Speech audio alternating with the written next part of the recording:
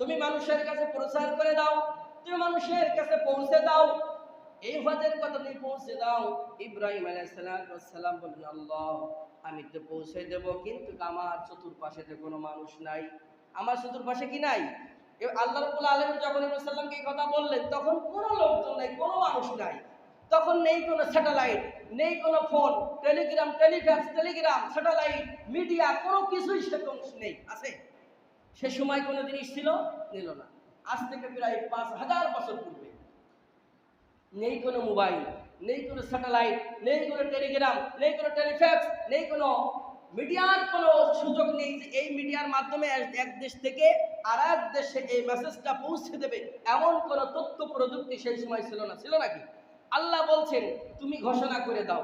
ইব্রাহিম সাল্লাম বলছেন, আল্লাহ ঘোষণা তো করো, কার কাছে দেবো? কাছে তো কোনো লোক নেই, আমার কাছে কোনো যন্ত্রপাতিও নেই যে এর মাধ্যমে পৌঁছে দেবো।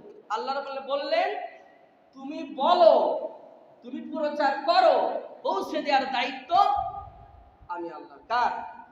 আমি আল্লাহর দায়িত্ব, তুমি বলো। তাফসীরে 4টি কথা আসছে, 4টি পাহাড়ের কথা।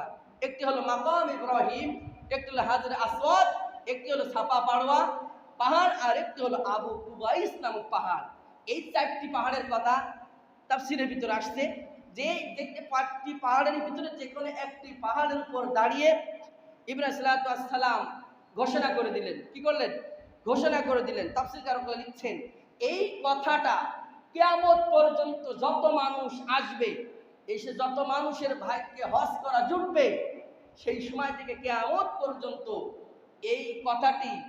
তাফসীরকাররা আরেকটি কথা বলছেন, একজন বলছেন যে যখন মাকামে ইব্রাহিম অথবা হাজরে আসওয়াদ অথবা সাফা পাহাড়ে অথবা আবু কুবাইস নামক পাহাড়ে যখন উঠলেন, মানে মাকাম ইব্রাহিমের কথা উল্লেখযোগ্য, যখন তিনি দাঁড়ালেন তখন আল্লাহর কুদরতে মাকাম ইব্রাহিম মানে একটা পাথর, যেখানে দাঁড়িয়ে ইব্রাহিম সাল্লাল্লাহু আলাইহি সাল্লাম আল্লাহর কাবা ঘরটা গেঁথেছিলেন, এখানে বলা হয় মাকাম ইব্রাহিম। এরই পরে যখন তিনি দাঁড়ালেন আল্লাহর কুদরতে ওই পাথরটা উঁচু হতে লাগলো। যে পরিমাণ সমপরিমাণ উঁচু পাহাড়, সেই পরিমাণ উঁচু হয়ে গেল। আরেকটি মতান্তর আসছে, যখন ইব্রাহিম সাল্লাম এই ঘোষণা দেওয়ার জন্য দাঁড়ায় গেলেন, তখন সমস্ত পাহাড় পর্বত যা কিছু ছিল সব কিছু নিচু হয়ে গেল। তারপরে ইব্রাহিম সাল্লাম ঘোষণা করলেন, আর এই ঘোষণাটা যারা মাতৃগর্ভে ছিল, যারা পিতৃপৃষ্ঠ দেশে ছিল, যারা রুহের জগতে ছিল, সকলের কর্ণকুহরে আল্লাহ রাব্বুল আলামিন এই বাণীটা পৌঁছে দিয়েছিলেন। আর এটা শোনার পরে সবাই সেদিন বলেছিল, লাব্বাইক আল্লাহুম্মা লাব্বাইক লা শারীকা লাকা লাব্বাইক ইন্নাল হামদ ওয়ান নি'মাতা লাকা ওয়াল মুলক লা শারীকা লাকা লাব্বাইক। লাব্বাইক আল্লাহ, আমরা লাব্বাইক, আমরা শারীক, আপনার দরবারে উপস্থিত। আল্লাহর কাছে তারা লাব্বাইক বলে তারা হাজিরা দিয়েছে। তো দেখেন, সেই সময় কোনো মিডিয়া ছিল না, কোনো কিছুই ছিল না।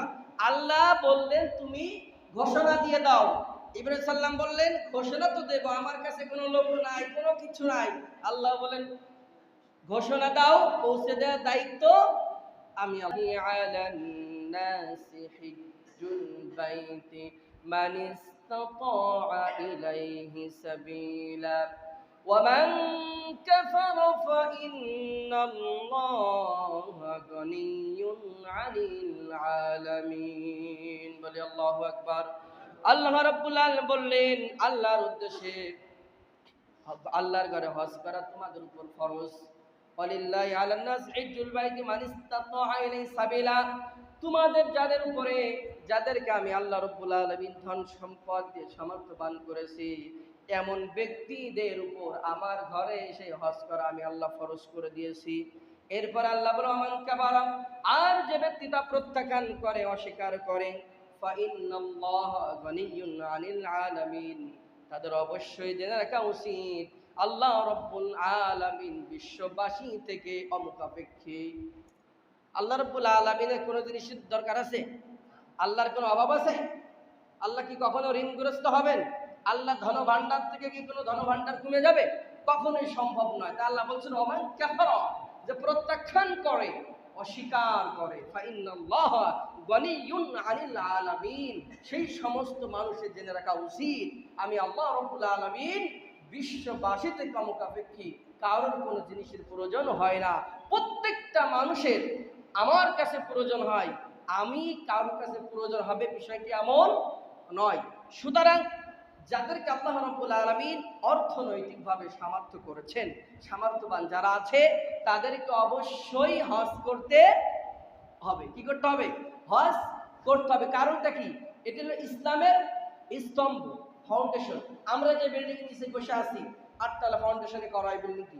যদি এই বিল্ডিং এর ফাউন্ডেশন যদি ভালো মজবুত করে না করা হয়, মানে সিমেন্ট যদি যথেষ্ট পরিমাণ না দেওয়া হয়, বালু যদি না দেওয়া হয়, যেভাবে মিক্সড করে এগুলো ঢালাই দেওয়ার কথা এভাবে যদি না দেওয়া হয়, এই বিল্ডিংটি টিকবে? বলেন টিকবে? টিকবে না। তো ইসলামের স্তম্ভ হলো, রকন হলো, ফাউন্ডেশন হলো হজ। যার উপরে ফরজ হয়েছে তাকে অবশ্যই এই রকমটি পালন করতে হবে। যদি অস্বীকার করে তাহলে যেহেতু এটি রকম, এই পিলারটা যদি ভেঙে যায় বাকি পিলারগুলো দাঁড়ায় থাকা দুঃসাধ্য হয়ে যাবে, কষ্টকর হয়ে যাবে। সুতরাং এই স্তম্ভ এটা অস্বীকার করার কোনো সুযোগ নেই। সুতরাং যাদের সামর্থ্য আছে তাদের জন্য অবশ্যই হজ করতে হবে। এই ব্যাপারে আল্লাহ রাব্বুল আলামিন আবার কি বলছেন? সূরাতুল হজ্জের ভিতরে তিনি বলছেন, وَأَذِّن فِي النَّاسِ بِالْحَجِّ يَأْتُوكَ رِجَالًا وَعَلَى كُلِّ ضَامِرٍ يَأْتِينَ مِنْ كُلِّ فَجٍّ عَمِيقٍ। বলি আল্লাহু আকবার। আল্লাহ রাব্বুল আলামিন, আল্লাহর নবী, আল্লাহ রাব্বুল আলামিন যাকে বন্ধু বলে সাব্যস্ত করেছেন, ইব্রাহিম খলিলুল্লাহ, আল্লাহ রাব্বুল আলামিন তার বন্ধু, তার নবীকে বলে, ইব্রাহিম তুমি তুমি ঘোষণা করে দাও, ওয়াদিন ফিন নাসি বিল হজ, মানুষ জানো তোমাকে আমি যে ঘর বানানোর জন্য নির্দেশ দিয়েছি, এই ঘরে হজ করার জন্য মানুষ যেন আসে, এই ঘোষণা তুমি দিয়ে দাও। আল্লাহ বললেন, ইন্না আউওয়ালা বাইতিন উযিআ লিন-নাসি লাল্লাযী বিবাক্কাতা মুবারাকান ওয়া হুদাল লিল-আলামিন। আল্লাহ বললেন, এই পৃথিবীর বুকে সর্বপ্রথম যে ঘরটি তৈরি করা হয় তা হলো বাক্কা তথা মক্কা নগর অবস্থিত। এটা তোমাদের জন্য কল্যাণময়, এটা তোমাদের জন্য পথ প্রদর্শক। সুতরাং যাদের উপর হজ ফরজ হয়েছে তাদের হজ করতেই হবে। এরপর আল্লাহ রাব্বুল আলামিন আল্লাহর নবী ইব্রাহিম